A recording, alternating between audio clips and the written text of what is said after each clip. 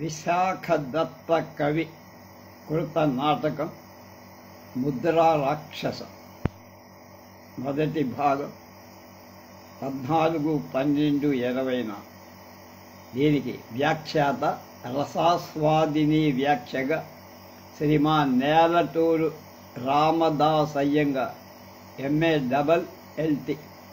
ఆయన అభిజ్ఞాన శాకుంతలం ఉత్తర రామచరితల రసాస్వాదిని కర్త, రిటైర్డ్ కళాశాల దేశ చరిత్ర గీర్వాణ సాహిత్యాచార్యులు, నెల్లూరు.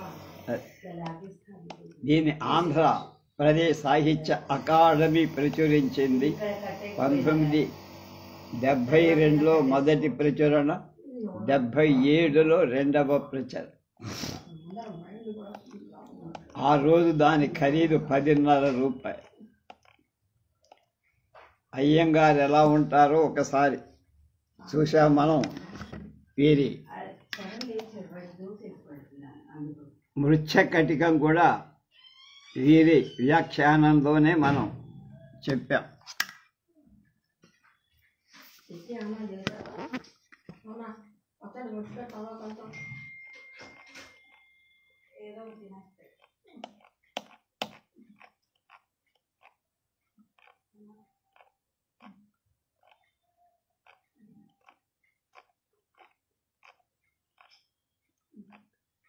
ఇందులో పాత్రధారు ముద్రా రాక్షసం అంటే రాక్షస మంత్రికి చాణక్యుడైనటువంటి కౌటిల్యుడికి మధ్య జరిగిన భీషణమైన పోరు. భీషణంగా భీషణమైన సూత్రధారుడు చంద్రగుప్త రాజు చాణక్య, ఆయనే కౌటిల్య.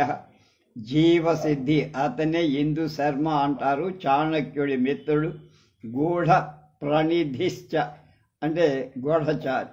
భాగురాయణ చాణక్యుడి యొక్క గూఢ ప్రతినిధి. గూఢ అంటే రహస్య ప్రతినిధి. సిద్ధార్థక చాణక్యుడి యొక్క గూఢ ప్రనిధి అతను కూడా.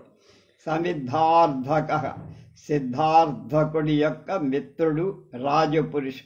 నిపుణక చాణక్యస్య గూఢచార. శాంగ్యరవ చాణక్య శిష్యుడు. వైహీనరి చంద్రగుప్తుడి యొక్క కంచుకి. మలయకేతు పర్వతేశ్వరుడు అంటాడు. పుత్ర పితాచ ఇద్దరు. మలయకేతు తండ్రి, పర్వతేశ్వరుడు కొడుకు అనుకోండి. రాక్షస పూర్వ నంద మంత్రి, నందరాజుల మంత్రి. మలయకేతుని ఆశ్రయించిన వాడు తర్వాత. చందనదాస రాక్షసుడి యొక్క మిత్రుడు, శ్రేష్ఠి. శకటదాస కాయస్థుడు, రాక్షస మిత్రుడు. జీర్ణ విష విరాధగుప్తుడు అంటాడు, రాక్షస ప్రనిధి. అహితుండిక విషధారి.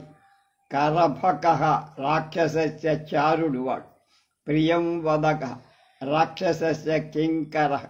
జాజలి మలయకేతో కంచు. ఉదుంబర చాణక్యస్య చర. భాసురక భాగురాయణుడి యొక్క సేవకు. స్త్రీ పాత్రుడు. నటి. విజయ మలయకేతు ప్రతీహారి. ఓణోత్తర చంద్రగుప్త ప్రతీహారి. చందనదాస భార్య. వీళ్ళు పాత్రుడు. ఇందులో ఉపోద్ఘాతం చెప్తున్నారు ఆయన. ప్రస్తావన. బాల్యంలో నేను BA పరీక్షకు చదువుకునేటప్పుడు 1910-12 అంటే 100 ఏళ్ళు దాటిపోయి నాకు ముద్రా రాక్షస నాటకం పాఠ్యంగా ఉంది. తర్వాత కొందరు మిత్రులు శిష్యులు కోరగా వారికి దాన్ని నేను పాఠం చెప్పా. కాలేజీలో BA విద్యార్థులకు పాఠం కాగా వజ్జనై అంటే ఉపాధ్యాయునై 2 సార్లు వాళ్ళకి పాఠం చెప్పా. ఇది వీరరస ప్రధానమై రాజ్యతంత్ర నైపుణికి బోధించేదై రంగ ప్రయోగంలో బాగా రక్తి కట్టి. దీనిని పోలిన నాటకం గీర్వాణంలో ఇంకొకటి లేదు కనుక శృంగార ప్రధానమైన శాకుంతలాన్ని దాని మించిన తగునని లోకోక్తిం పరపిన కరుణ విప్రలంభ ప్రధానమైన ఉత్తర రామచరితకు రసాస్వాదిని అని ఆంధ్రంలో వ్యాఖ్య రాశాను నేను. బహుమిత్ర ప్రేరణచే వీరరస ప్రధానమైన దీనికి ఒక రసాస్వాదిని వ్రాసి దానను మా సాహిత్య విద్యా గురు కవి సహృదయ చక్రవర్తి శ్రీ వేదం వెంకటరాయ శాస్త్రుల కీర్తిని ఆరాధింతునుగాక అని ఈ సాధారణ వేసంగిలో తొడంగి రక్షించారు. దీని సంస్కృతంలో మంచిదే వ్యాఖ్య ఉంది ఒకటి, అంతగా పేరు పడని 1-2 వ్యాఖ్యలు. ఆంగ్లంలో చాలామంది హేమాహేమీలు వ్యాఖ్యలు రాశారు. నేను ఎన్నిటినో వాటిని ఉపజీవించి వాటి సాయం తీసుకున్నా కనుక వాళ్ళందరికీ కృతజ్ఞునవుతున్నా. మా గురువు గారు ఎన్ని నాటకాలకో అనువాదాలు రచించారు. దీనిని అనువాదం రచింపలేదు ఆయన, అంటే వేదం వారు. కనుక పాఠాన్ని అర్థాన్ని నిర్ణయించుకున్నట్లుగా సకల సందేహ నిరాశకాలు సాధ్వార్థ నిశ్చాయక అయిన ఆయాసం నా సాయం సాక్షాత్తుగా లేకపోయి మరి వారు నేర్చిన సాహితీ మార్గం ఒక్కటే నాకు సార్. కవి ఊరు, పేరు, కాలము, రచన. గీర్వాణ కవుల కాలం కాని, చరిత్ర కాని, చరిత్ర రచన ప్రవణం కాని మన దేశంలో ఎరగమ్మ. నిర్ణయించడం కూడా చాలా క్లేశంతో కూడు. కవులు సాధారణంగా తాము చెప్పుకోరు. నాటి కవులు మాత్రం ప్రస్తావనలో కవి గూర్చి తెలుపాల్సింది అనే ఆచారాన్ని నిర్వహించడం, కొంత చెప్పటం కల. కాళిదాసు రఘువంశ కుమార సంభవ ఋతు సంహారాదిలో తన పేరు ఊరు చెప్పకపోయినా ఒక్క పేరును మాత్రం నాటకాల్లో చెప్పారు. భవభూత్యాదులు కొందరు మరికొంత చెప్పి ఉన్నారు కనుక వాళ్ళని గురించి మరికొంత తెలుస్తూ. అలాగే ముద్రా రాక్షస కర్త విశాఖదత్తుడు తన పేరును హోదాలతో సహా సామంత పటేశ్వర దత్త పౌత్రస్య మహారాజ పదభాగ్ భాస్కర దత్త సూనో అని తన తాత సామంతుడు, పటేశ్వర దత్తుడు అని తన తండ్రి మహారాజు భాస్కర దత్తుడని చెప్పుకొను. సామంతుడు అంటే ఒక అధిరాజుకు లోబడిన రాజు. మహారాజు అంటే అతడెవడో లోబడని స్వతంత్రుడు అని అర్థం. ఈ రెండును రాజు కింద హోదాలు, ఉద్యోగాలు. మరి వీరి ఉద్యోగానికి ఇచ్చిన ప్రభు ఎవరో తెలియదు. అది చెప్పి ఉంటే ఎంతో చరిత్ర గ్రహించటానికి వీలుగా ఉండే. తానును మహారాజా అంటానికి విశాఖదత్తుడు చెప్పాలి. నాయన తాతలు విద్వాంసుల కవుల అంటం కూడా చెప్పాలి. విశాఖదత్తుడు ఈ నాటకాన్ని కొత్తగా రచించాడట. సూత్రధారుడు అతని కుటుంబం ప్రస్తావన నిర్వాహాన్ని. అంతలో పాటలీపుత్రం వాళ్ళు, చాణక్య చంద్రగుప్తల కాలం వాళ్ళు అయిపోయాయి. ప్రస్తావనలో అలా చెప్పడం ఒక సంప్రదాయం. కనుక ఇంతకు మించి కవిని గురించి ప్రస్తావనలో మనకేమీ తెలియదు.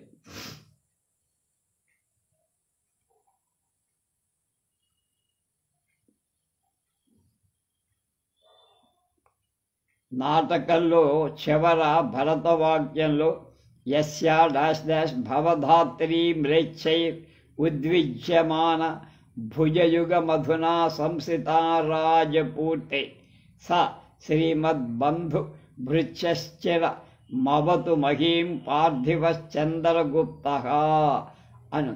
మ్లేచ్ఛులతే ఉద్విజ్యమాన ఎఫ్లిక్టెడ్ గ్రీవ్డ్ ఫ్రైటెండ్ అప్రెస్డ్ అని ఆప్తే గ్రంథంలో చెప్పారు. అంటే నిఘంటు బాధ పెట్టబడేది, దుఃఖ పెట్టబడేది, భయపెట్టబడేది, పీడింపబడేది, అక్రాంతమైంది కాదు. అయిన భూతధాత్రి ఎవడి భుజద్వయాన్ని ఆశ్రయించిందో ఆ చంద్రగుప్తుడు అని. అవంతి వర్మ శ్రీమంతులైన బంధువులు భృత్యులు కలవాడు.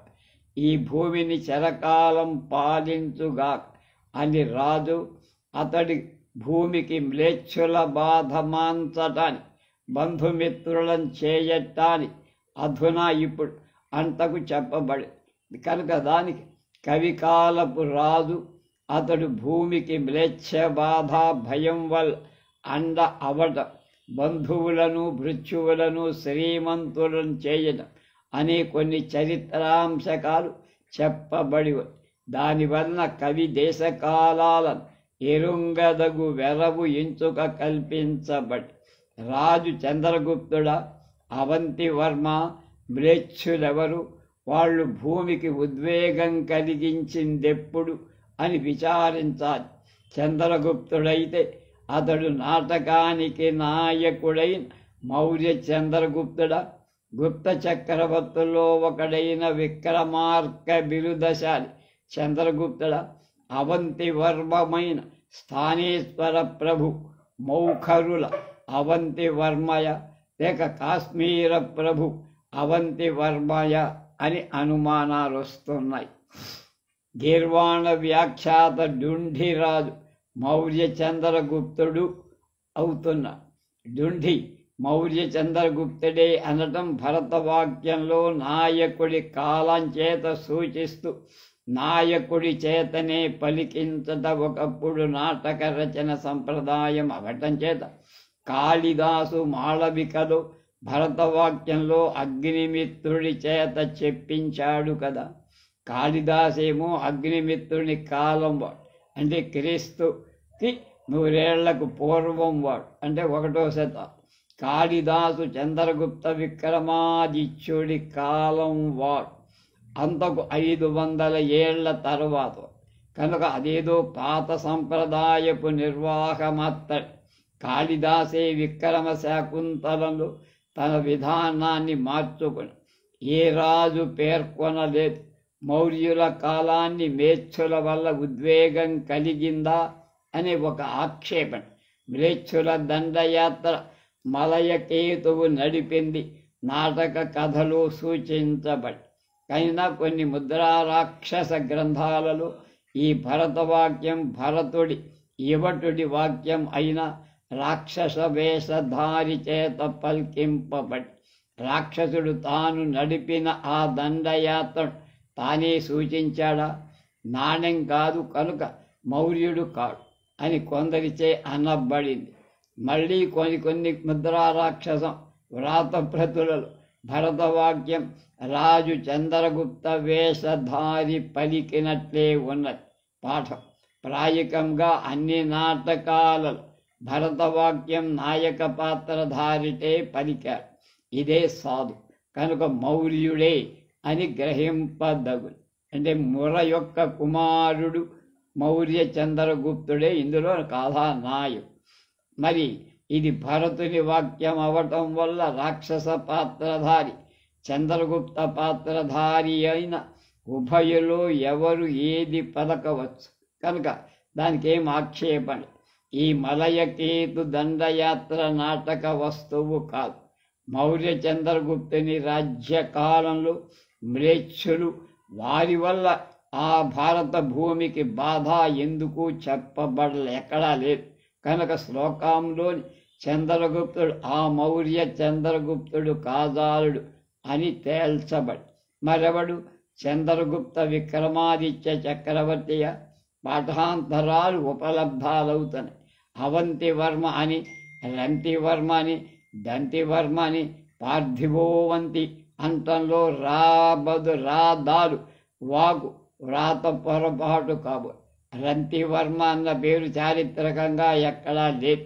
దంతివర్మ అని మలయాళంలో తను దొరికిందని అనేక తాళపత్ర గ్రంథాల నుండో ఉందని మావాడు నా సహాధ్యాయ ఆసూరు సరస్వతి రంగస్వామి మద్రాస్ సర్కాస్ ఏపీ గ్రాఫిక్గా ఉన్నవాడు 1922 ప్రాంతంలో నాతో చెప్పి ప్రకటించాడు. ఆ పేరు గలవాడు దాక్షిణాత్యుడు ఒక పల్లవ రాజు ఉన్నాడు. మరి ఆ రాజ్యానికి మ్లేచ్ఛోద్వేగం అసంభవం. మరి అవంతి వర్యులు 2 కలరు. కాశ్మీర రాజు ఒకడు, స్థానేశ్వర రాజు ఒకడు. విశాఖదత్తుడి పోషకుడు కాశ్మీర రాజు అవంతవర్మ అవుతే నాటకంలో ఆ కాలపు కాశ్మీరం పుష్కరాక్ష మేక్షుడు అని ఉండబోడు. మరియు ఇలాంటి పండితుడు ఆ పాఠం దొరికిన ప్రతులను కాశ్మీరానికి చాలా దూరంలో నాగపూర్ ప్రాంతం, బొంబాయి ప్రాంతంలో వాటిలో కాశ్మీరపు రాజు పేరు చెప్పబడి ఉండటం విశ్వసనీయం కనుక అవంతివర్మ స్థానేశ్వరం వాడి రాజ్యానికి హూణుల మ్లేచ్ఛుల వల్ల ఉద్వేగం, ఆ పక్క తన రాజ్యం వాడికి దగ్గరగా ఉండటం చేత మొదటి దెబ్బ తగలటం, వాడు దాన్ని ఓర్వాల్సిన రావటం సుసంభవం. అలాగే అతడు తన చుట్టానికి సమీపం వాడు అయిన కావ్యకుబ్జేశ్వరుడు సాయంతో హూణులను మరి ఇటు రానీయక తరిమినట్టు చరిత్ర స్పష్టం చేయగలదు. కనుక ఈ అవంతివర్మ విశాఖదత్త పోషకుడు కావచ్చు.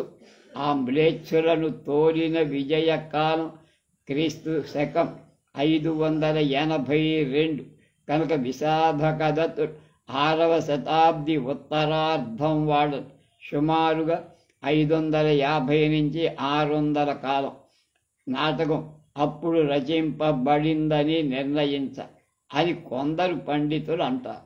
ఆ పోషకరాజు ఆయాసి శ్లోక విశాఖదత్తుడు శ్రీమద్బంధుభృత్య అని విశేషించాడు. విశాఖదత్తుడి తాత సామంతమాత్రుడు కాగా ఆయన ఒక్క పురుషాంతరం చేత మహారాజు అవటం, ఇలా అవంతివర్మ శ్రీమంతుణ్ణి చేయటం వల్లనే అని ఊహించవచ్చు. విశాఖదత్తుడు అవంతివర్మ వల్ల హిమవత్ పర్యంతం వ్యాపించే తన రాజ్యాన్ని అహిమత్ ప్రాంత దేశంలో గొప్ప పదవిలో వినియోగింపబడి ఉంటాడని కనుక దాను ఆ ప్రాంతం పర్వతేశ్వరుడి రాజ్యపు పట్టుల గుట్టులన్నీ చక్కగా ఎరిగి ఉండి ఆ ఎరుకను ఈ నాటకంలో మలయుడి రాజ్యంలో కూర్చి అతని మ్లేచ్ఛమిత్రుల రాజ్యాల గురించి సన్నివేశాది విశేషాలు చక్కగా వ్రాయటానికి ఉపయోగించుకున్నాడని ఊహించాలంటున్నారు. మరి ఇటీవల విశాఖదత్తుడు మరొక నాటకాన్ని దేవేంద్రగుప్తమనే దాన్ని రచించాడని చరిత్ర శాసనాలు, ప్రాచీన గ్రంథాలు అన్వేషించి పరిశోధించిన వాళ్ళు అలా కనిపెట్టడం వల్ల నా సహాధ్యాయ మిత్రం రంగస్వామి 1920 ప్రాంతపు తన వ్యాసాల పత్రికలో ప్రకటించాడు. ఆ నాటకానికి నాయకుడు గుప్త చక్రవర్తి 2వ చంద్రగుప్త విక్రమార్క బిరుదశ. దాన్ని చూస్తే తర్వాత పండిత ప్రకాండులు చాలామంది ఇదం పరులు హిల్లీ బ్రాండ్, స్పేయర్, టానీ, కొనో, జయస్వాల్ మొదలైన వాడు చంద్రగుప్త అనే పాఠాన్ని గ్రహిస్తున్నారు.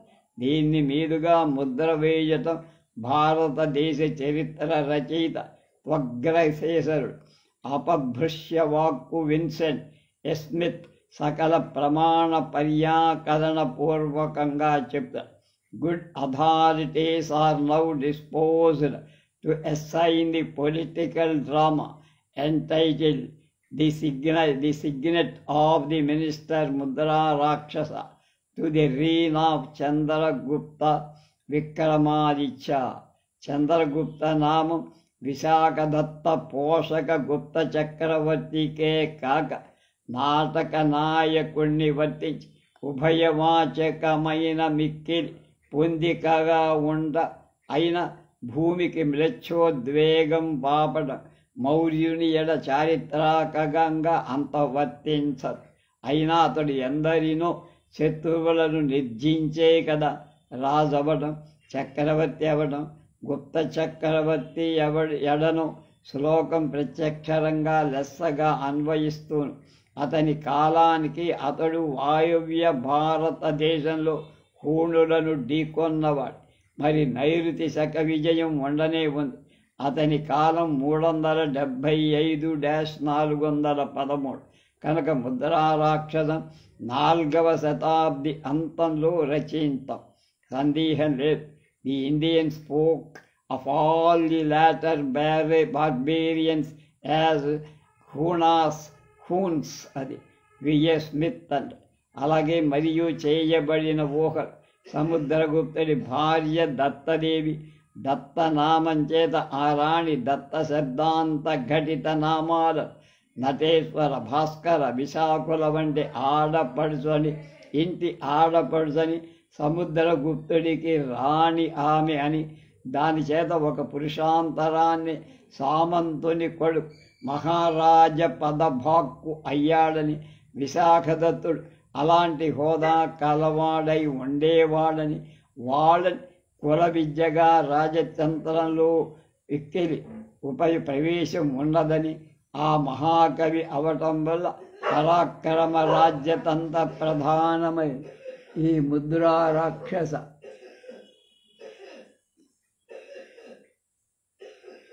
ఆ దేవి చంద్రగుప్తాన్ని 2 చిన్న తొనకలు తప్ప దొరతానానికి లేకపోతే శృంగార ప్రణాళికలో ఉదాహరణ.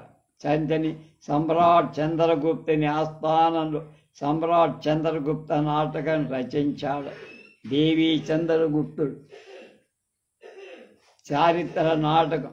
గుప్త చక్రవర్తి సౌరాష్ట్రాన్ని శకాధిపతిని మహాక్షత్ర రుద్రసింహుని విన్సెంట్ చెప్పి సాధించని చరిత్రాంశం అందులో వస్తు. సముద్రగుప్తుని పెద్ద కొడుకు చంద్రగుప్తుడికి అన్న రామగుప్తుడు యుద్ధంలో సౌరాష్ట్రపతికి ఓడి పట్టుబడి తన భార్యను అతనికి సమర్పించుతూ షరత్తులో విడుదల పొందగా ఆయన మతికి మిక్కిలి కుపితుడైన వీరుడు చంద్రగుప్తుడు తాను ఆ రాణి ధ్రువదేవి వేషంలో స్త్రీ వేషధారులైన భటులతో గిరిపురంలో శకరాజు అంతఃపురంలో చొచ్చి వాళ్ళందరినీ చెప్పి అక్షత శరీరుడు కాగా ఒక వెర్రివాడి వేషంలో తప్పించుకొని వచ్చిన కథ. నాటకంలో 6వ అంకంలో ఉన్మత్త చంద్రగుప్తమని పేరు. అలా మరలిన వెంటనే తన సేనతో మళ్ళా గిరిపురాన్ని ముట్టడించి పట్టుకొని సౌరాష్ట్రాన్ని తత్పరిసర శకరాజ్యాన్ని తన వశం చేసుకొని సాహసాంకుడు విక్రమాదిత్యుడు అయిన కథ. భోజుడి శృంగార ప్రకాశికలు స్త్రీవేష నిఘుణత చంద్రగుప్త శత్రో స్కంధావారం గిరిపురం శకతపతిరాయ ఆగమత్ అని ఉదాహృతం. అలాగే బాణుడి హర్ష చరిత్రలో హరిపురే చ పరకడత్ర కాముకం కావినివేశ గుప్తో గుప్త చంద్రగుప్త శకమతి మశాతయత్. దాని మీద వ్యాఖ్యాన శకానాం ఆచార్య శకాధిపతి ధ్రువదేవీం చంద్రగుప్త భ్రాతృజాయాం ప్రార్థయామాన చంద్రగుప్తేన ధ్రువదేవీ వేషధారిణ స్త్రీవేషజన పరివృతేన రహసి వ్యాపాదిత. అలాగే భోజదేవ అభినవ గుప్తులచే ఉదాహృతమైన మరొక నాటకం అభిసారిక వంచితకం అనేటువంటి నాటకం. దాని కథ బట్టి ఏతద్రచితమై అవుతుందా అని అనుమానం. అది లోకే హరిచ వత్సరాజ చరితం అని పేరు పడిన వత్సరాజు కథ. వత్సరాజు 2వ భార్య పద్మావతి తన సవతినికి పుట్టిన కుమారుణ్ణి హత్య చేశాడో ఎలా నింద ఆరోపించబడి దాన్ని ఎంత చెప్పినా ఏం చేసినా ఆమె తప్పించుకోలేకపోయి అప్పుడు రాజ్యం నుండి వివాసం చేయబడిన అంటే బయటికి పంపి ఆమె అడవిలో కిరాత వేషంలో ఉండి అటు వచ్చిన వత్సరాజును వలపి అభిసరింపించుకొని అనురాగాన్ని మళ్ళా సంపాదించుకొని వాళ్ళని చంపిన కథ. అయినా దాని రచయిత పేరు విశాఖ దేవు అని ఉంది. దత్తా అనే తరతరాలుగా కులం పేరు ప్రసిద్ధంగా ఉంటే ఆ దేవుడన్న పేరు అతనికి అంగీకరించడం ఎట్లా కనుక దాన్ని కూడా కాదంటున్నారు.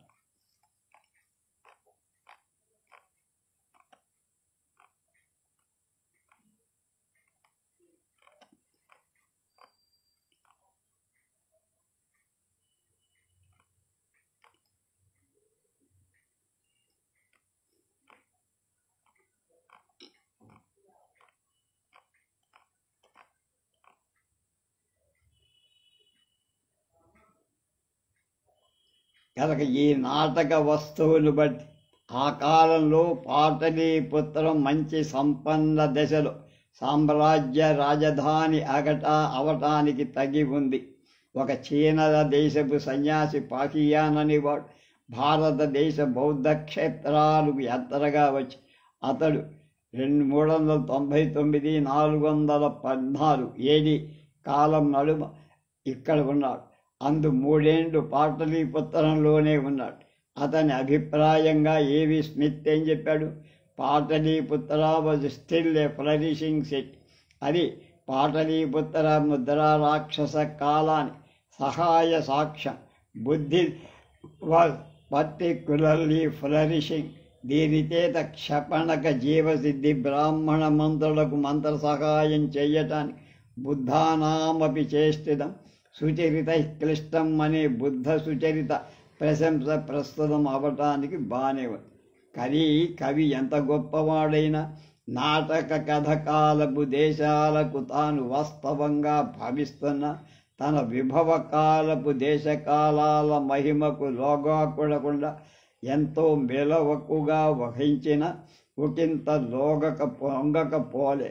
మౌర్య చంద్రగుప్త కథ తనకు 500-600 ఏండ్లకు ముందు అయినా తన కాలానికి పాటలీపుత్రం గుప్త సామ్రాజ్యానికి రాజధాని అవటం చేత బౌద్ధమతం కుంగిపోక ఇంకా కొంత పొంగు కలిగి ఉందని పాహియాన్ సాక్ష్యంగా ఉండటం చేత కవికి భావన పని క్లేశం ఎడక సులువైపు. ఈ ముద్రా రాక్షసాన్ని బట్టి చూస్తే విశాఖ దత్తడు మహాకవి అనే బార్హస్పత్య ఔషనస చాణక్య తంత్రాలు లెస్సగా అధ్యయనం చేసినవాడని, అందు విశేషంగా చాణక్య అంటే కామందక రచనలు నిష్ణాతుడని, వారి నీతి శాస్త్రంలో పరిభాషితలైన మాటలను విరివిగా ప్రయోగించాడని, రాజ్యతంత్రాన్ని నిపుణంగా ఎరిగినవాడని, జ్యోతిష్ శాస్త్రంలో ప్రవీణుడని, నాటకం క్రూరగ్రహ కేతు ఇత్యాదిగా జ్యోతిషంలోనే పుట్టింది. 4వ అంకంలో దండయాత్ర ప్రస్థాన దిన నిశ్చయానికైన జ్యోతిష శాస్త్ర రహస్య వ్యాఖ్యానంతోనే సాగి మన కవి న్యాయశాస్త్రంలో ప్రగల్భుడు, దాన తేలిన నిగ్గుడు, సూత్రప్రాయంగా తత్పారిభాషిక పదాలు సాధ్య అన్వయ సపక్ష విపక్ష అనుగ్రహ నిగ్రహాదుల సామాన్యపు మాటలు రాక్షసుడిచే తన సేన వర్ణనకు వినియోగింపించినాడు. విశాఖదత్తునికి రసికునికి అందు తాత్పర్యం లేదు. ఈ శాస్త్ర బాధలేక లౌకిక మార్గంలో అంతటినీ సేన వివరంలో అమర్చి వాళ్ళకి నేర్పదగును అనేది నిజం. కథకు ఆకరాలు అంటే రెఫరెన్సులు. మౌర్య చంద్రగుప్తుడి కథకు ఆకరాలు చాలా ఉన్నాయి. విష్ణు వాయు మత్స్య భాగవత పురాణాలలో మౌర్య చంద్రగుప్తుల గురించి చెప్పబడి ఉంది. దాన్నంతా పరిశీలిస్తే అన్యోన్య సంవాదం ఎక్కువగానే ఉంది. మత్స్యాంతర్గతంలో ఏవి స్మిత్ విఏ స్మిత్ ఉదహరించారు. 170 శిశునాగునికి 11వ తరం వాడు కాబోలు మహాపద్మనందు. అతడు సర్వదిగ్విజయం చేసిన రాజులందరినీ తనకు లోబరుచుకొని అతనికి 80 కొడుకులు, అతనితో కూడా కుడితే 90 నవనందులయ్యారు. వారందరూ కూడి ఇంచుమించుగా 100 ఏళ్ళు రాజ్యం పాలన చేసి వాళ్ళందరూ కౌటిల్యుడి చేత నిర్మూలనం చెయ్యబడి, అందుచేతనే చంద్రగుప్తుడు రాజుగా ప్రతిష్ఠితుడయ్యాడు. బృహత్ కథలో కూడా చంద్రగుప్త చరితం ఉంది. బృహత్ కథామంజరి దాని అనువాదం. అందు చంద్రగుప్తుడులో నందునికి ముర అనే శూద్ర భార్య యందు పుట్టిన కొడుకునే కలదు. మరియు శకటాలుడు పూర్వ నందమంత్రి ఈ యోగనందుని దుష్టుని చాణక్యునిచే చంపింప అతని భోజన అగ్రాసనాన్ని పెరచడం ఉపాయమని, అలా చేయగా అతడు అనుకున్నట్లే నందుడు వచ్చి వాడిని అగ్రాసనుండి లేపేసి ఇంకొక బ్రాహ్మణ్ణి కూర్చోబెట్టి చాణక్యుడు కుపితుడై జుట్టు ఉప్పుకొని ప్రతిన బట్టి అభిచారిక ప్రయోగం చేసి ఆ నందుకి పంపారు. అప్పుడు శకటారుడు పూర్వనంద కుమారుని చంద్రగుప్తునే పాటలీపుత్ర రాజ్యాన్ని అభిషేకించి చాణక్యుని అతనికి మంత్రిగా ఉండమని ఎంత ప్రార్థించి ఒప్పించినా తాను తపస్సు చేసుకోవటానికి అడవికి వెళ్ళి ఇందుకొంత అగ్రాసనం, కోపం, అభిచారం మొదలైన నాటకంలో అలా ప్రస్తావనలు వస్తాయి కనుక నిజంగా నాటక వస్తువులో ఏం పోలిక లేదు.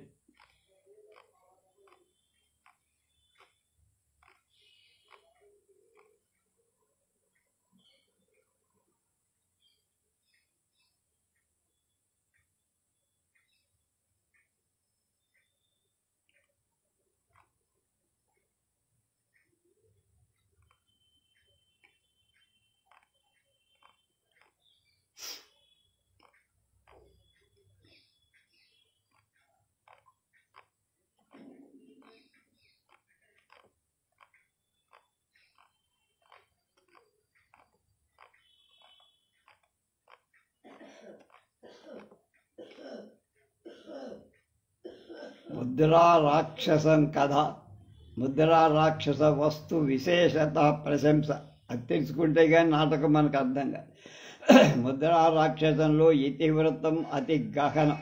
దాన్ని కడు మెలకువతో పరిచయించి చిక్కు విడదీసుకో. ఇతివృత్త భాగాల సంబంధం లెస్సగా తప్పు లేకుండా తెలుసుకోనబడక నాటకం చదవటం, ఆడటం పూర్తి అవ్వటం చాలా చోట్ల కనపడు. విద్యార్థులకు దురవగాహమని అనిపిస్తుంది.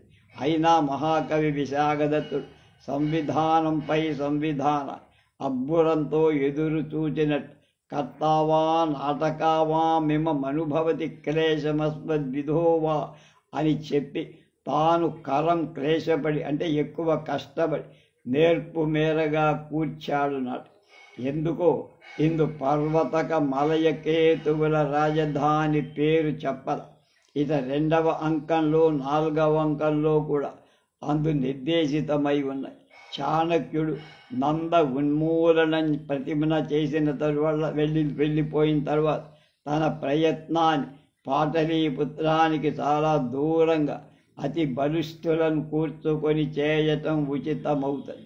విశేషంగా రహస్య రక్షణానికి జయైకాంతక అలాగే పర్వతక మలయకేతువుల రాజధాని పాటలీపుత్రానికి 100 యోజనాల దూరంలో అని ఇందు సూచించబడి పర్వతేశ్వరుడు పర్వతీయులకు దొరకబోచ్చు.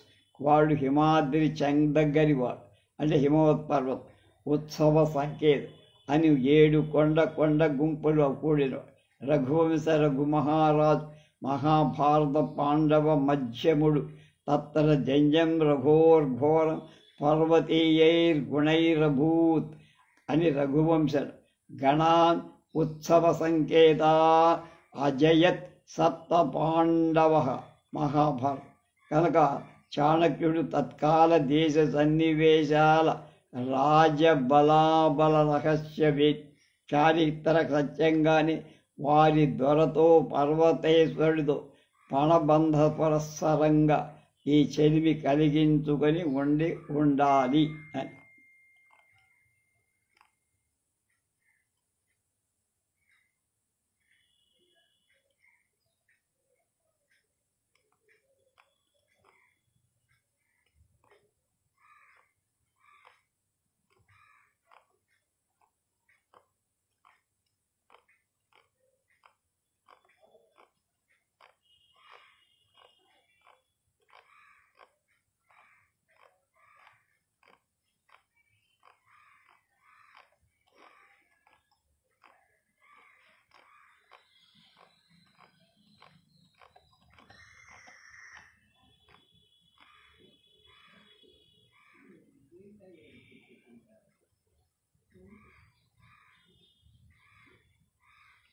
మొదటి అంకంలో తీసుకుందాం.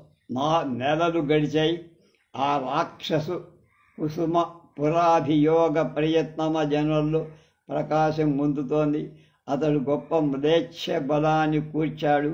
ఆ మ్లేచ్ఛరాజుల్లో చాలామంది ప్రధానులు సుహృత్తులైన రాక్షసుని అనుసరించి ఉన్నారు అని బయటికి పోయిన వేగులు చాణక్యుడికి చెప్పారు.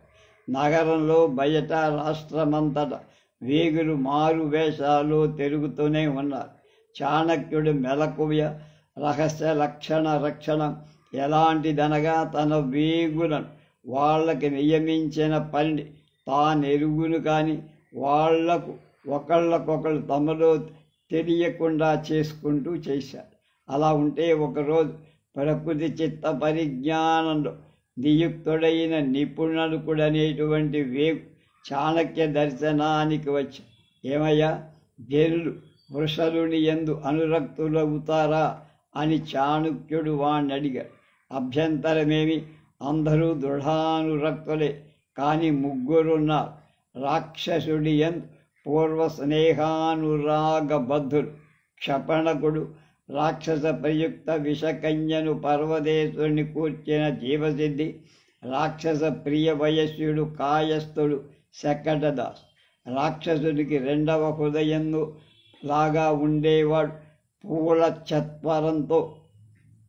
చత్వరంలో కాపు ఉండే రత్నాల వర్తకుడు చందనదాస్. అతని ఇంట రాక్షసుడు గూఢంగా గృహ జనాలకు ఇల్లడం ఉంచిపోయాడు. అదిగో ఆయన ఉంగరం అని చాణక్యుడి చేత ఒక ఉంగరం పెట్టాడు. దాన్ని చూసి అతి హర్షంతో చాణక్యుడు అనుకున్నాడు, ఇంకే ఉంది, నాకు రాక్షసుడే దొరికినట్లు అని.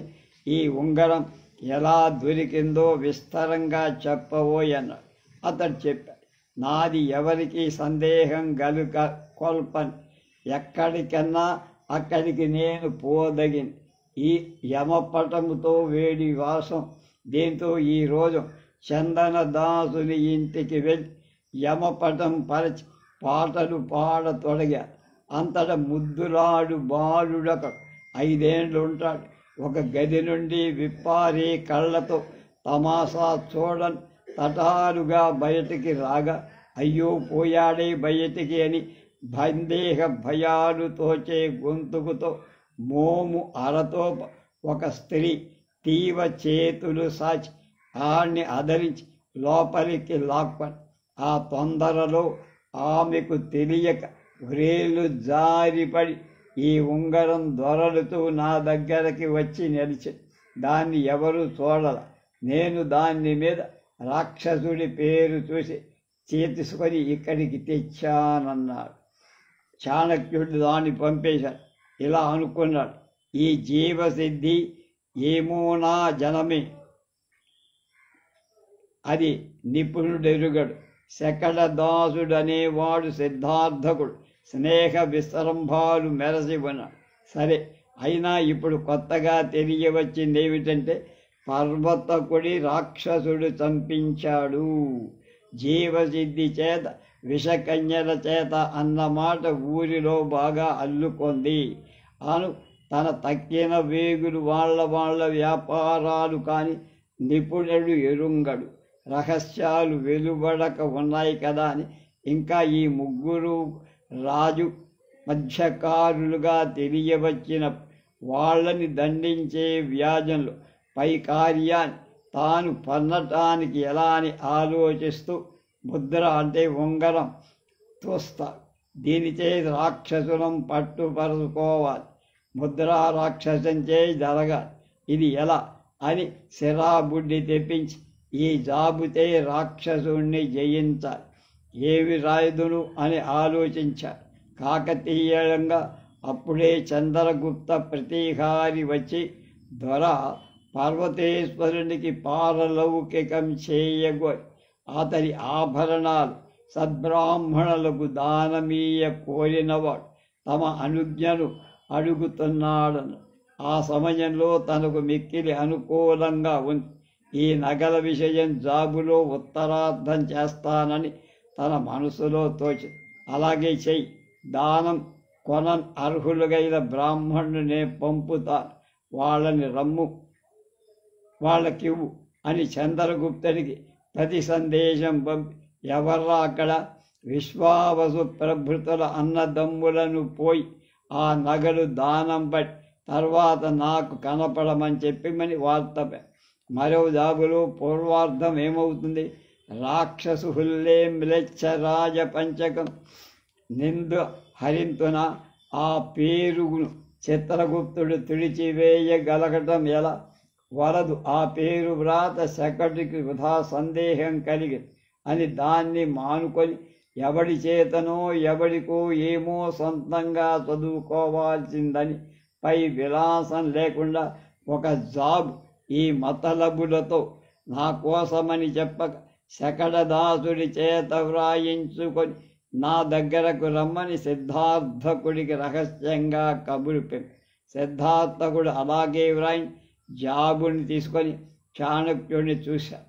చాణక్యుడు దాన్ని తనలో చదువుకొని సరిగా ఉన్నదనుకొని ఆ సిద్ధార్థకుడే దాని మీద రాక్షసుని ముద్ర వేయమని పర్వతకు చంపి రాజద్రోహం చేసినాడని చాటి జీవసిద్ధిని ఊరి నుండి తరమ కొట్టవలసిందని రాజు శరీరం చేత నిత్యం ద్రోహం చేసే ప్రయత్నిస్తున్నాడని చాటి శకటదాసుని స్వగృహం నుంచి చెరబట్టి వాణ్ణి కొరత వేయాలి అని రాజాజ్ఞను కొత్వాలకు కూడా కాలపాసుడికి జారీ చేయి. ఇంతలో సిద్ధార్థకుడు జాబుకు ముద్ర వేసి కోగా వాటిని చాణక్యుడు ఆనంతర కర్తవ్యం ఇలా ఉపదేశి ఈ జాబును ముద్ర నీ వద్దనే జాగ్రత్తగా ఉండని శకటదాసుడి వజ్రస్థానానికి తీసుకుపోగానే నువ్వు రహస్యంగా శస్త్రపాణివై తటారు అక్కడికి పోయి ఘాతకులని బెదిరించి తరిమి శకటదాసుని ఆ క్షత శరీరుడు అందుండి తీసుకుపోయి రాక్షసుడి దగ్గరికి చేర్చు.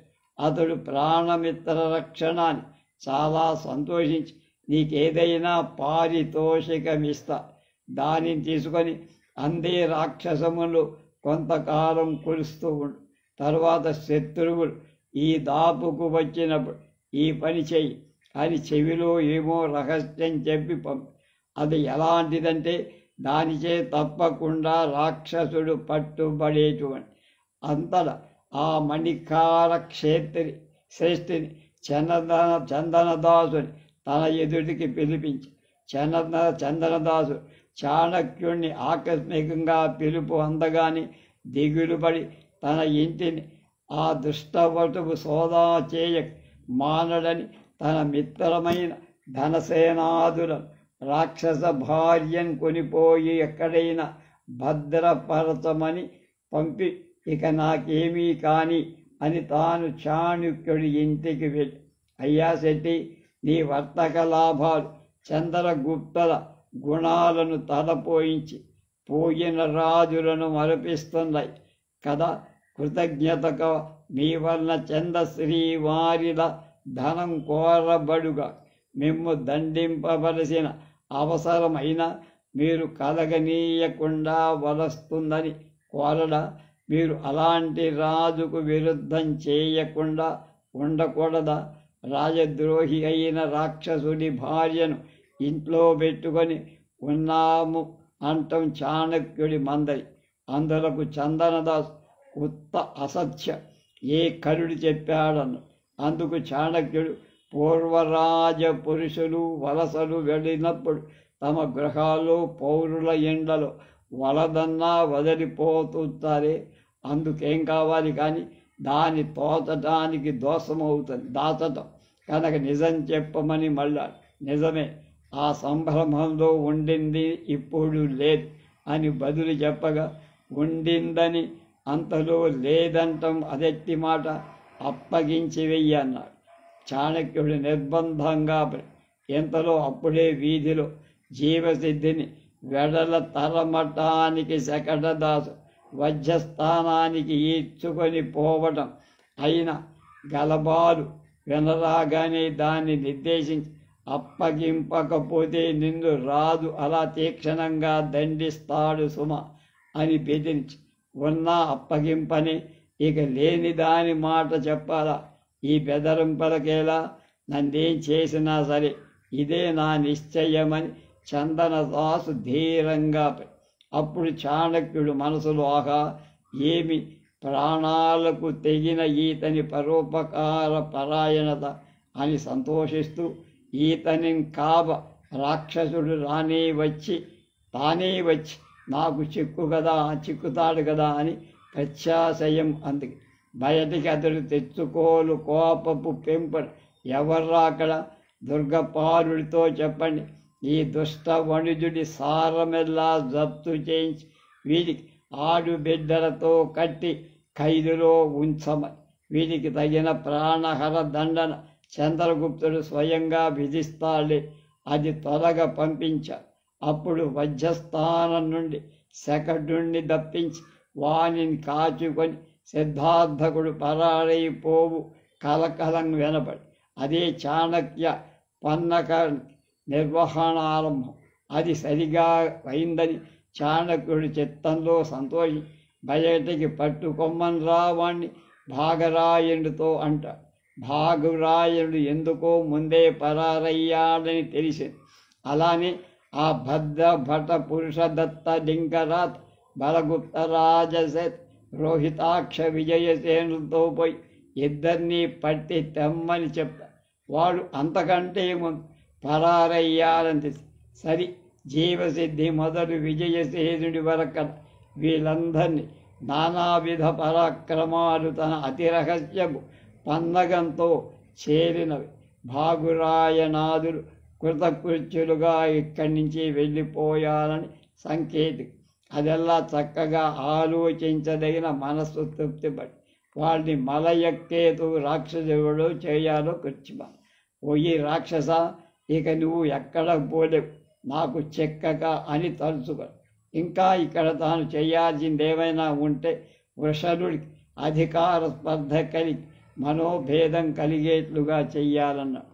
అలా ఒక్కొక్క అంకాన్ని మనకి పరిచయం చేశారు. దానిలోకి వెళ్ళినప్పుడు చూసుకుందాం.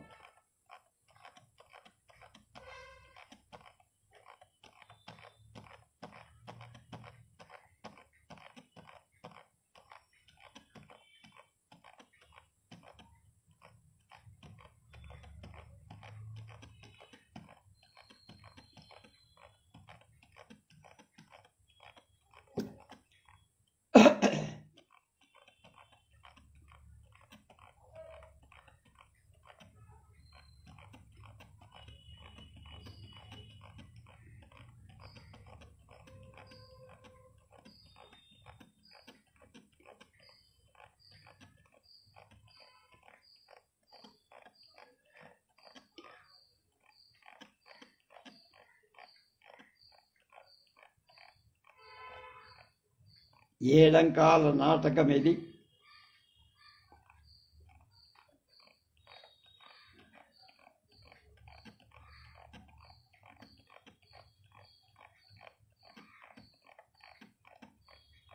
కథలోకి వెళ్దాం. ప్రథమాంకాల్లోకి వెళ్దాం.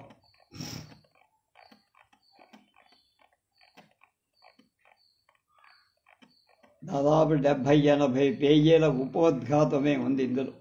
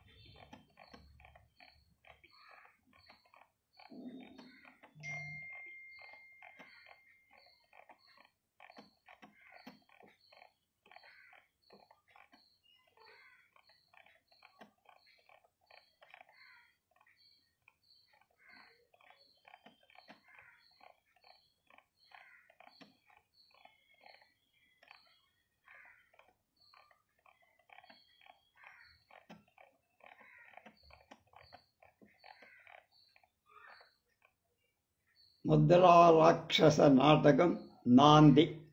ధన్యాకేయం స్థితా తే శిరసి శశికళా కిం ను నామయీ తదస్యాః చామయీ వ్యాస్యాస్త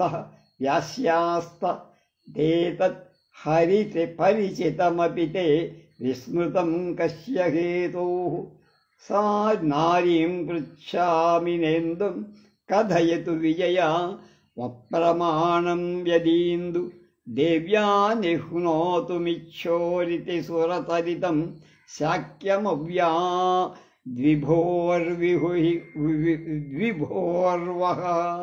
ధన్యాకేయం స్థితా తే శిరసి శశికళా కిం ను వామైతదస్యాః వామైవాస్యాస్తదేతత్పరిచితమపి తే విస్మృతం కస్య హేతో నారీం పృచ్ఛామి నేందుం కథయతు విజయాన ప్రమాణ యదీందు దేవ్యా నిహ్నోతుమిచ్చోరితి సురసరితం సాక్ష్యమవ్యా ద్విరోర్వ్యః ధన్యాః కా వయం ఇవి పుణ్యవతి ఎవరు ఈమె తే శిరసి స్థితా నీ తలపై నెలకొని ఉన్నదే శశికళ చంద్రరేఖ కిం ఏమి అస్యా ఏమి అంటే దీని నామా పేరు ఏతత్ ఇదియా అస్యాహ ఈమె తత్ ఏవ నామ అదే పేరు ఏతత్ అది తే నీకు పరిచితం అపి చక్కగా ఎరుకబడి ఉన్నదే అయినా విస్మృతం మరవబడిందే కస్య హేతో ఏ కారణం వల్ల నారీం స్త్రీని పృచ్ఛామి అడుగుతున్నా ఇందున్న చంద్రుడిని కాదు అలాగే ఇందున్న ప్రమాణంచ చంద్రుడు సమ్మతుడు నీకు నమ్మకం బాగా ఉన్నవ కాకపోతే విజయ కథయదు చెప్పునుగా ఇది ఈ రకంగా దేవ్యా పార్వతీదేవి వల సురసరితం దేవనది నిహ్నోతు దాచటానికి ఇచ్ఛ కోరిక కలవాడే విభో ఈశ్వరుని యొక్క కాఠ్యం కపటాన్ని వహా మేము అవ్యాత్తు కాపాడుగా. ఈ నాటకం అంతా ఎత్తుకు పై ఎత్తు కపటం మీద కపటం జరుగుతుంది.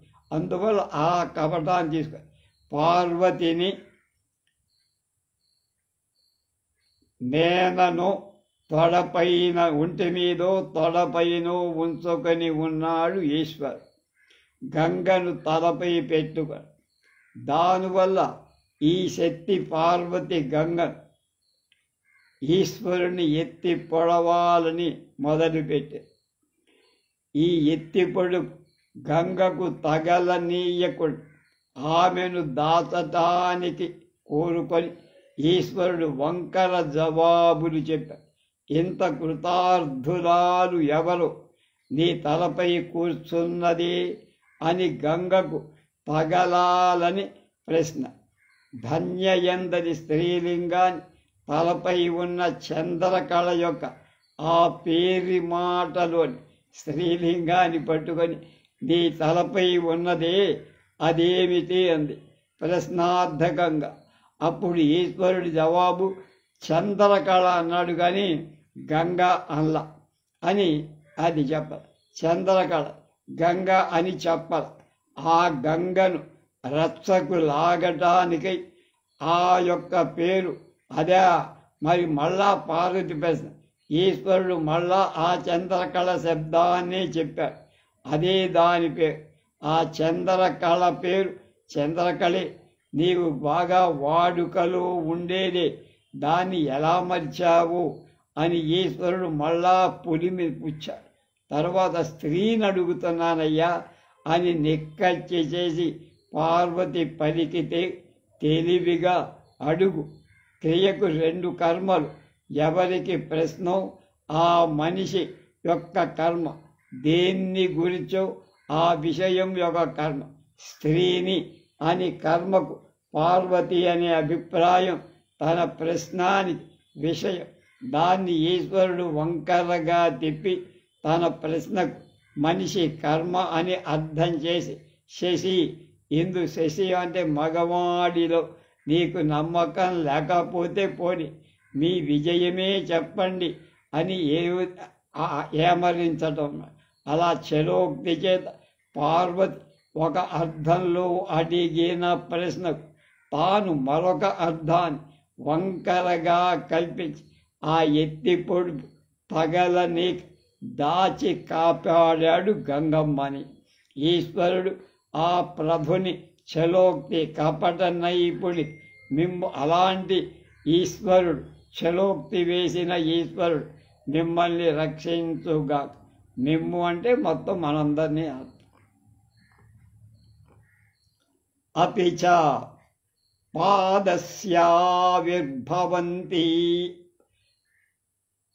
మవసతి మవనే రక్షతః స్వైరపాతై సంకోచేనైవ దోష్ణాం ముహురభినయతః సర్వలోకాతిగానాం.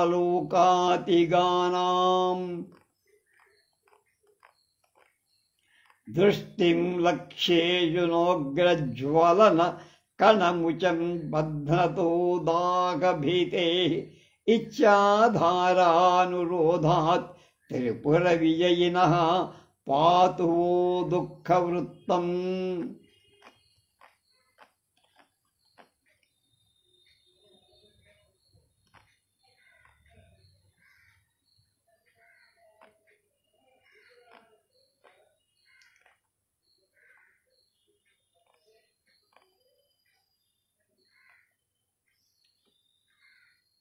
పాదస్య అడుగు యొక్క స్వైరపాతై ఇష్టం వచ్చినట్లు విచ్చలవిడిగా వేయటం చేత ఆవిర్భవంతి పొడముతున్న కలుగుతున్న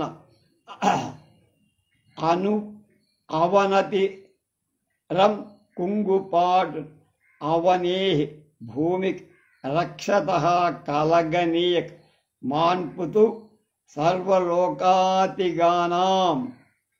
అన్ని లోకాలను దాటి దూసుకొని పోయేటువంటి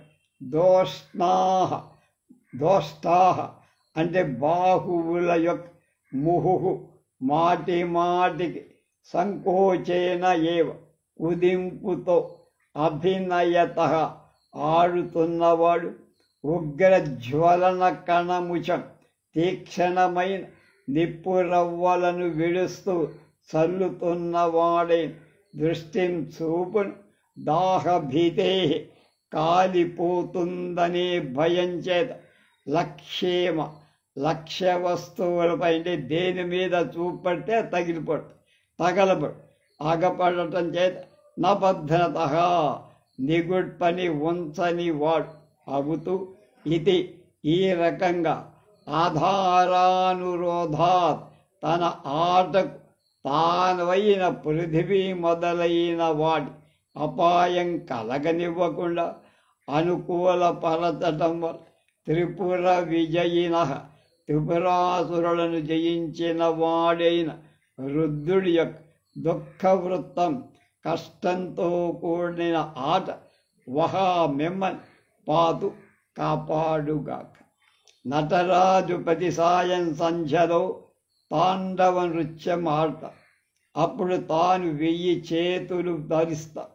అప్పుడు ఆ ఎగురటమేమి, దుముకటమేమి, వంగటమేమి, లేవటమేమిటి, విసరటమేమి, అడుగులు అడ్డులేక వేసినట్లుగా భూమి కుంగిపో బాహువులను ముడవక పైకి చుట్లురాను విసరిన అవి ఎల్లలోకాలను అందులో ఉండేవాళ్ళని పీడ కలిగిస్తుంది, నాశనం చేస్తాయేమో. ఆ ఆటలో ఏ ఒక్క కంటిని మూసుకొన్న ఆడేవాడి కష్టం. మరి తన సెగ కంటిని మూసుకోకుండా తెరచినా అది భయంకరంగా నిప్పు కణాలను ఉముస్తూ వెదజల్లుతూ దాని లక్ష్యమైనదెల్లా కాలిపో కనుక మూసుకో. కనుక 3వ కన్ను తెరిచి నాట్యమాడతల్లా 3వ కన్ను మూసుకొని నాట్యమాడుతున్నాయి కనుక లోకాలన్నీ బతికిపోయి. త్రిపుర విజయ్ చంద్రగుప్త శత్రువులైన నందులను చంపి వాళ్ళ రాజ్యానికి వాళ్ళు ఇచ్చినటువంటి చాణకు, అలాగే మలయకేతు రాక్షసాదులను కూడా చంపటానికి సమర్థ. మరి రాక్షసుండి చావనీయ కాపాడి చంద్రగుప్తుడిని మంత్రి చేయటానికి దోష్ణాం సంకోచేన అని కుటిల నీతి ప్రయోగించాల్సి వచ్చింది. సర్వలోకం రాక్షసునికి తగులక అంట. అధౌరానురోధాత్ ఆధారం చంద్రగుప్తు. చాలామంది టీకాలు అలా రాశారు.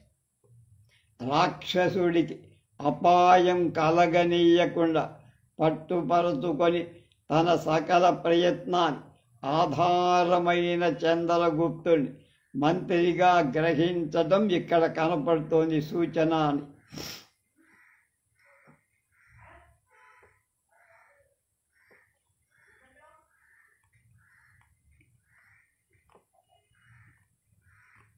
ప్రస్తావన నాంద్యంతే సోత్తరధార అలం అతి ప్రసంగేన ఆజ్ఞాపితోస్మి పరిషదా యథా అద్యత్వయ సామంతవటేశ్వర దత్త పౌత్రస్య మహారాజ భాస్కర దత్త సూనో కవిర్విశాఖదత్తస్య కృతి అభినవం ముద్రారాక్షసన్నామ నాటకం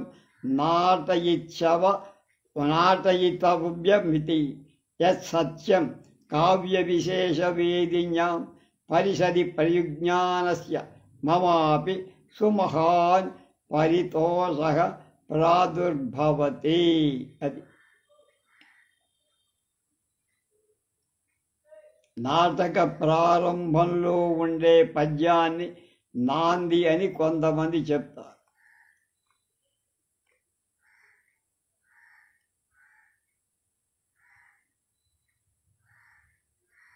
అలం అతి ప్రసంగేన ఎక్కువ మాట్లాడటం పనికిరాదు.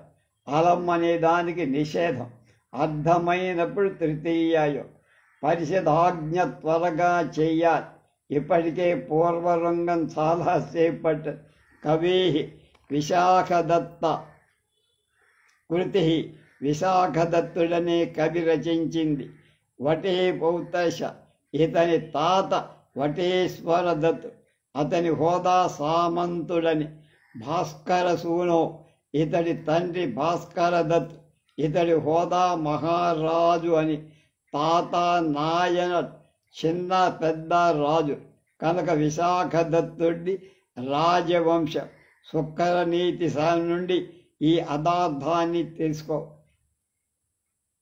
లక్షకర్షమితో భాగో రాజతే యస్య జాయతే వత్సరే వత్సరే నిత్యం ప్రజానాం అపి పీడ సాధుమ సామంతః నృపసనృపః ప్రోక్తో యావల్లక్షత్రయావధి తదూర్ధ్వం దశాలక్షంతో నృపో మాండలికా స్మృతః తదూర్ధ్వం తు భవేద్రాజ యావిద్వింశతిలక్షక 50 లక్షపర్యంతో మహారాజః ప్రకీర్తిత సామంతా దిశమాయేత్ భృత్యా అధికృతా భువి దే సామంతాది సంజ్ఞాః శు రాజభాగహారక్రమాత్. యత్సత్య నిజంగా కావ్య విశేషణ వేదివ్యం మంచి మంచి కావ్యాలను రచించి చూసి ఎదిగినట్టు అని. ఇది ప్రేక్షకరస ప్రశంస, కావ్య ప్రశంస. పరిషత్తు కొత్త నాటకాన్ని నువ్వు ఆడింపాల్సింది అని నన్ను తనకు కలగగల సంతోషాన్ని నిర్దేశించుకోవటం నట ప్రశంసను. ఇలా కవి నట నాటక పరిషత్ ప్రశంసలు చేస్తూ ప్రరోచనమంటారు. ముద్రారాక్షసం ముద్రయా సంగృహీతో రాక్షసః యస్మిన్ ఇది. ముద్ర అంటే ఉంగరం, ముద్దుటుంగరం చేత వశం చేసుకోబడిన రాక్షసుడు కలది కనుక ముద్రారాక్షసం అనే పేరేమిటి? ఉంగరం అనేటువంటి ముద్ర అంటే రాజముద్ర చేత రాక్షసుణ్ణి లొంగదీసుకోబడిన నాటకం. రాక్షస మంత్రిని నందుల మంత్రివాడు. ఆ నందుల మంత్రి అయిన రాక్షసుణ్ణి చాణక్యుడు ముద్ర అనేటువంటి ఉంగరం అనేటువంటి దాంతో లొంగదీసుకోవటం అనే నాటకం అని అర్థం.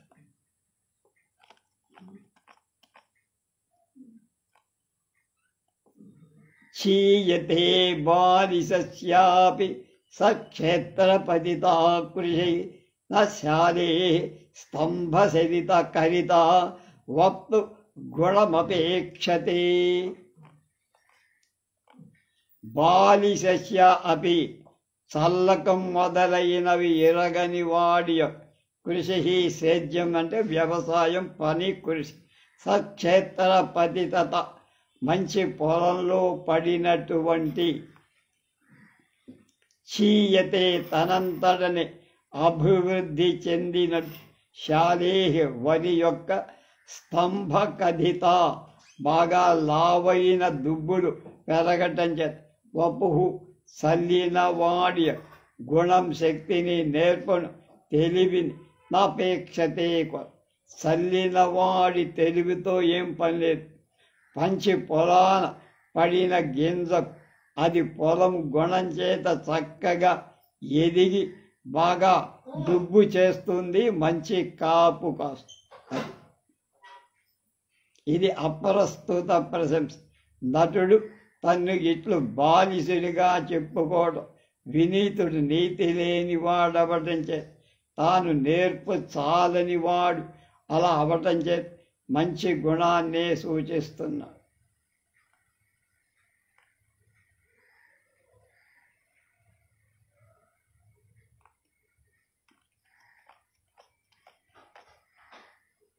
తద్యాదిదానీం గృహం గత్వా గృహిణీ ముహూయ మాహూయ గృహజనేన సహ సంగీతగ మనుతిష్టామి పరిక్రమ్య అవలోక్య చ ఇమేను గృహాః తద్యావత్ ప్రవిశామి నాట్యేన ప్రవిశ్య అవలోకశ్చ చ అయే తత్కమిద మత్మద్గృహేషు మహోత్సవైవ దృశ్యతే స్వకర్మణ్యధిక తర అభియుక్తః పరిజనః తథాపి.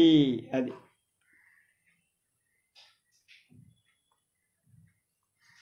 గృహం గత్వా గృహీం ఆహూయ గృహమేజ సహ అలా చెప్పడం చేత నాటక గృహిణీం భార్య స్త్రీలు ప్రయోగంలో పాల్గొనటం అంటున్నాం. ఈ మర్యాద కాళిదాసాదుల నాటకంలో కూడా ఉంది. సంగీతకం గీతం వాద్యం నర్తనంచ త్రయం సంగీతముచ్యతే తౌర్యత్రికం అనబడు. స్త్రీభిః కృతహు తు సంగీతం సంగీతముచ్యతే. స్త్రీలు కూడి ఉండటం చేత సంగీతం అని.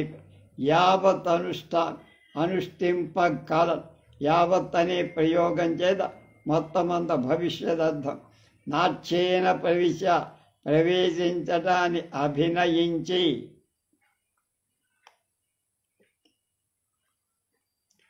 ఇది నటుడికి అభినయ సూచన. ఆహా ఏమి అని. గృహేషు అంటే ఇల్లు, అర్థం మహోత్సవంగా ఉంది, పెద్ద పండుగగా ఇల్లంతా జనం కనబడుతున్నారు. ఎవడి పనులు వాళ్ళు అక్కడ చేస్తున్నారు, పని వాళ్ళ పని చేస్తున్నారు అని. నౌకరు అలా ఉంది కదా, చాలా బ్రహ్మాండంగా ఉంది అని వాడు నాంద్యంతంలో ప్రవేశించి చెబుతున్నాడు. మిగతా ఏం జరిగిందో రేపు తెలుసుకో.